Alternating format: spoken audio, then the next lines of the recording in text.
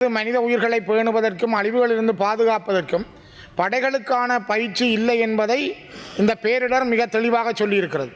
அமெரிக்காவினுடைய படைகள், இந்தியாவினுடைய படைகள், ஏனைய நாட்டு படைகள் வந்துதான் இந்த நாட்டில் இருக்கின்ற மக்களுடைய பாதுகாப்பை உறுதிப்படுத்த வேண்டி இருக்கிறது என்ற அந்த அத்தியாயம் இந்த நாட்டிலே புதிதாக உருவாக்கப்பட்டிருக்கிறது. உண்மையிலே ஒரு நாட்டினுடைய படை என்பது இராணுவம், கடற்படை, விமானப்படை, போலீஸ் என்பது ஒரு இடர் வருகிற பொழுது எவ்வாறு செயல்படுதல் என்பதற்கான முழுமையான பயிற்சியையும் பங்கையும் கொண்டிருப்பார்கள். ஆனால் இந்த நாட்டில் அவர்கள் செயல்பட்டிருந்தாலும் கூட அந்த செயல்பாட்டிற்குரிய திறன் அவர்களுக்கு வழங்கப்படவில்லை என்பதைத்தான் இந்த கடந்த நாட்கள் தெளிவுபடுத்தி இருக்கின்றது.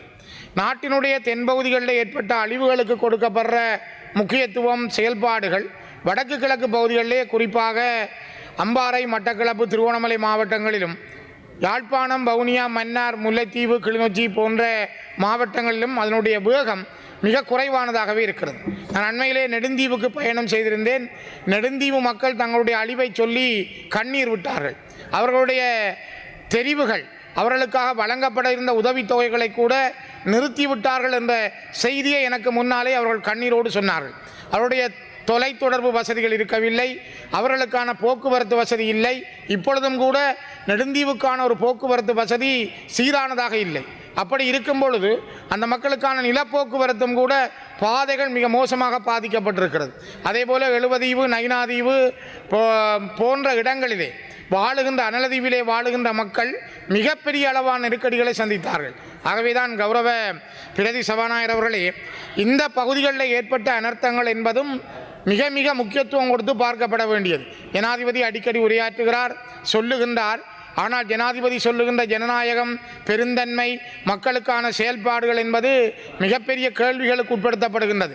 உங்களுடைய இந்த அரசினுடைய கட்சி சார்ந்தவர்கள், என்பிபி சார்ந்தவர்களே அராஜகம் பண்ணுகின்ற அளவுக்கு நாட்டினுடைய நிலைமை மாறியிருக்கிறது. கிராம அலுவலர்கள் கண் விழித்து அவர்கள் பணி செய்கின்ற பொழுது அவர்களை என்பிபி அரசின் பாராளுமன்ற உறுப்பினர் தாக்குகிறார். அதே நேரம் பள்ளிக்கூடா பகுதியிலே இதே அரசினுடைய சில ஆதரவாளர் என்று சொல்லிக் கொள்ளுகின்ற சிலர் அங்கிருக்கின்ற கிராம அலுவலர்களை தாக்க முற்படுகிறார்கள், தகாத வார்த்தைகளால் பேசுகிறார்கள். இவ்வாறான சம்பவங்கள் எல்லாம் நடைபெற்று கொண்டே தான் இருக்கிறது. இப்பொழுதும் கூட நான் அண்மையிலே அரசாங்கத்தினால் வெளியிடப்பட்ட ஒரு சுற்றறிக்கையையும் நான் இந்த இடத்திலே உங்களுக்கு சமர்ப்பிக்கிறேன்.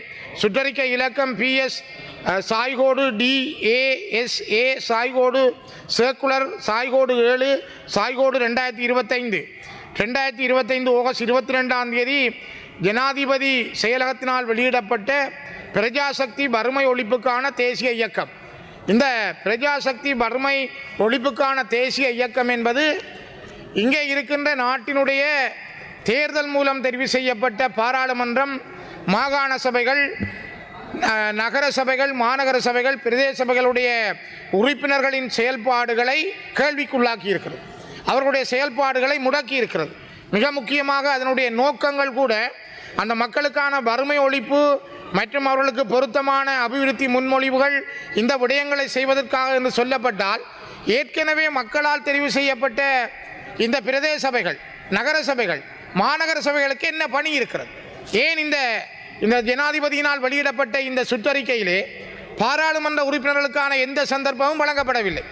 இங்கே அமைச்சர்கள், அமைச்சின் செயலாளர்கள், ஜனாதிபதி, இந்த நாட்டினுடைய ஆளுங்கட்சியைச் சேர்ந்த அவர்களுடைய ஒருங்கிணைப்பு குழுவின் தலைவர்கள், அவர்கள் பிரதேசத்துக்கு இருக்கின்ற ஒருங்கிணைப்பு குழு தலைவர்களுக்கு தான் அந்த அதிகாரம் வழங்கப்பட்டிருக்கிறது. அப்படி என்றால் இதற்கு பின்னாலே இந்த நாட்டிலே மக்களால் தெரிவு செய்யப்பட்ட பாராளுமன்ற உறுப்பினர்கள், பிரதேச சபைகளுக்கு தெரிவு செய்யப்பட்ட கௌரவ மேயர்கள், கௌரவ நகரபிதாக்கள், கௌரவ தவிசாளர்கள், இவர்களுக்கு என்ன பணி? அப்போ நீங்கள் இந்த சபைகளை கலைத்து விடுங்கள். ஜனநாயகத்தின் தேர்தல், இந்த நாட்டிலே ஒரு தேர்தல் மூலம் தெரிவு செய்யப்படுதல் என்ற விடயங்களை நாங்கள் இல்லாமலே செய்து விடலாம். கடந்த 60 ஆண்டுகளுக்கு மேலாக ஆயுத வழியிலே இருந்த ஒரு இயக்கம் இவ்வளவு காலம் பொறுத்திருந்து நீதியாக நீங்கள் ஒரு தேர்தல் மூலம் தெரிவு செய்யப்பட்டவர்களை நாங்களே சொல்லிக் கொள்கிறோம். நீங்கள் தேர்தல் மூலம் ஜனநாயக முறைப்படி தெரிவு செய்து வந்த பிற்பாடு பாராளுமன்ற உறுப்பினர்களையும் பிரதேச, நகர, மாநகரத்தினுடைய உறுப்பினர்களையும் புறந்தள்ளி மாகாண சபைகளையும் தள்ளி வைத்துவிட்டு நீங்கள் நினைக்கின்றவர்களை ஜனாதிபதி நியமிக்கலாம் என்றால் இது என்ன ஜனநாயகம்? இது பச்சை அராஜகம், வெளிப்படையான ஒரு அராஜகம். இந்த நாட்டிலே பார்க்கின்ற பொழுது கண்ணுக்கு முன்னாலே இந்த பிரஜா சக்தி என்கிற உறுப்பினர்கள் மிகப்பெரிய அராஜக நடவடிக்கைகளில் ஈடுபடுகிறார்கள். பிரதேச ஒருங்கிணைப்பு குழு தலைவருக்கு அங்கீகாரம் வழங்குகிறீர்கள். அவர் நினைக்கிறவரை அந்த கிராம அலுவலர் பிரிவிலே தலைவராக்கலாம். இது எந்த சட்டத்தில் இருக்கிறது? எந்த நாட்டில் இது? எந்த ஜனநாயகம்? அந்த ஒரு வட்டாரத்துக்கு 2 அல்லது 1 அல்லது 3 கிராம அலுவலர்களை உள்ளடக்கிய ஒரு வட்டார உறுப்பினர் இருக்கிறார். மக்களால் தெரிவு செய்யப்பட்ட உறுப்பினர் இருக்கிறார். ஆனால் அதே வட்டாரத்தில் மக்களால் நிராகரிக்கப்பட்ட ஒருவரை நீங்கள் இந்த பிரஜா சக்திக்கான தலைவராக உங்களுடைய கட்சி நியமிக்கிறது. அரசாங்கமா இது கட்சியா? இந்த நாட்டில் நடைபெறுகின்றது உங்களுடைய அரசாங்க ஜனநாயக நடைமுறையா அல்லது என்பிபி கட்சியினுடைய அராஜகமாக நடைபெறுகிறது என்பதை தயவு செய்து முதலில் வெளியிடுங்கள். நீங்கள் நாட்டில் இருக்கின்ற முன்னில் இருந்த ஆட்சியாளர்களை அவர்கள் மீது கல்லெறிந்தீர்கள், அவர்களை ஊழல் என்றீர்கள், அவர்கள் சரியாக செய்யவில்லை என்றீர்கள். ஆனால் இப்பொழுது நீங்கள் நடக்கிற நடவடிக்கை என்ன?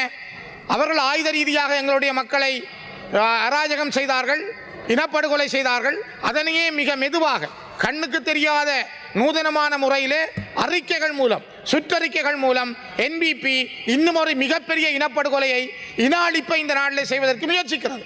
உங்களுக்கு தெரியும், இந்த நாட்டிலே உங்களுக்கு பிறகு என்பிபிக்கு பிறகு அதிகமான சபைகளோடும் அதிகமான மக்கள் பிரதிநிதிகளோடும் இந்த மக்கள் ஜனநாயக முறைப்படி தங்களுடைய பணியை ஆற்றுகிறார்கள். நான் நினைக்கிறேன் கடந்த காலங்களில் இருந்த அராஜக அரசுகள் அல்லது சிங்கள பேரினவாத அரசுகள் கூட அந்த மக்களால் தெரிவு செய்யப்பட்ட பிரதிநிதிகளை இயங்க விட்டார்கள். அவர்களுக்கான ஒரு சந்தர்ப்பத்தை கொடுத்தார்கள். அவர்களுடைய பெயர்களை கேட்டுக்கொண்டார்கள், கருத்துக்களை கேட்டுக்கொண்டார்கள். ஆனால் இங்கே முழுமையான ஒரு கருத்து சிதைக்கப்படுகிறது, கருத்துக்கள் இல்லாமல் அளிக்கப்படுகிறது. அதனை விட ஒரு ஒரு வன்புணர்வாக, ஒரு வன்மையான முறையில் மிகவும் வலிந்து இந்த நிலைமையை நீங்கள் ஏற்படுத்துகிறீர்கள். தயவு செய்து மாற்றுங்கள், உங்களை மாற்றுங்கள்.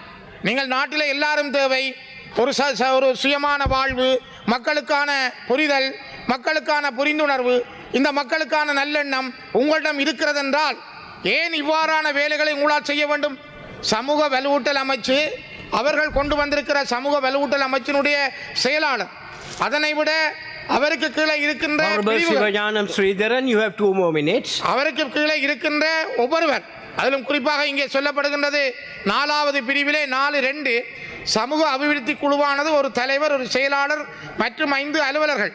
இதிலே பொருளாதார அபிவிருத்தி உத்தியோகத்தர் இருக்கிறார், கிராம அலுவலர் இருக்கிறார், சமுத்தி உத்தியோகத்தர் இருக்கிறார், வேறு சேர்ந்த சில அக்ரேரியன் சம்பந்தமான உத்தியோகத்தர்களும் இருப்பார்கள். ஆனால் ஏன் ஒரு பிரதேச சபையினுடைய தவிசாளர் இருக்க முடியவில்லை? ஏன் ஒரு பிரதேச சபையினுடைய அந்த வட்டாரத்தை பிரதிநிதித்துவப்படுத்துகின்ற உறுப்பினர் இருக்க முடியவில்லை? அந்த வட்டாரத்திலே தேர்தல் கேட்டு தோற்றவரை நீங்கள் அந்த பிரஜா சக்திக்கு தலைவராக்குகிறீர்கள். என்ன ஜனநாயகம் இது? என்ன நாட்டினுடைய நீதி? தயவு செய்து முதல் சிந்தியுங்கள். மிகப்பெரிய ஊழல் இது, வெளிப்படையான ஊழல். ஆகவே நான் உங்களுக்கு திரும்ப சொல்ல நினைப்பது என்னென்றால், நாங்கள் திரும்ப திரும்ப உங்களிடம் எதிர்பார்ப்பது ஒரு நீதியான அரசை, ஒரு நியாயமான அரசியல் நடவடிக்கைகளை, ஒரு கௌரவமான அரசியல் பாரம்பரியத்தை. ஏனென்றால் நீங்கள் முதல் ஒரு பாரம்பரியமான பரம்பரை ரீதியான அரசியல் ஒழுங்குகளில் இருந்து வேறுபட்டவர்களாக மக்களுடைய அடித்தள மக்களுக்கு வேலை செய்துதான் நீங்கள் இந்த அரசியல் முறைக்கு வந்தீர்கள் என்று எல்லாரும் பேசிக்கொள்கிறார்கள். நீங்களும் அதைத்தான் சொல்லுகிறீர்கள், நாங்களும் அதனை வரவேற்கிறோம்.